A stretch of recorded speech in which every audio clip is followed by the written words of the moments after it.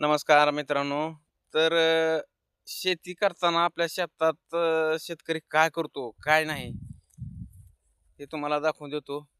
शेत असल्यानंतर आपल्याला कुठलेही फळभाज्या बाहेरून आणायची गरज नाही, अशी शेती पद्धतीने शेती करावी.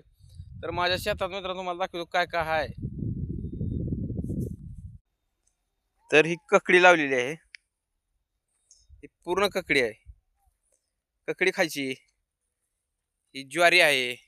ज्वारी बी घरची. त्यानंतर थांबा तुम्हाला दाखवतो. तर मित्रांनो हे झाड कसे आहे तुम्ही बी ओळखून सांगा बरं. तर हे झाड आहे बटाटे. बटाटे बी घरची खायची. ही पालक आहे. ह्याची भाजी तर इतकी छान होती घरच्या पालकची. या घरच्या भुईमुगाच्या शेंगा. इथे लहान लहान मिरच्याची रोपं लावलीत बघा.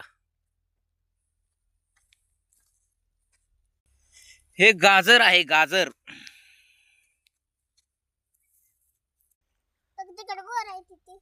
आणि हा घरचा मुळा. ही तुम्हाला दाखवतो बघा किती सुंदर आणि छान मुळा आहे. तर आपण ही शेतात थोडं थोडं लावल्यानंतर आपल्याला कुठल्याही बाजारात जाऊन फळभाज्या आणा विकायची गरज नाही. त्यामुळे प्रत्येक शेतकऱ्याने थोडं थोडं आपल्या शेतात असं करावे. जय हिंद, जय महाराष्ट्र.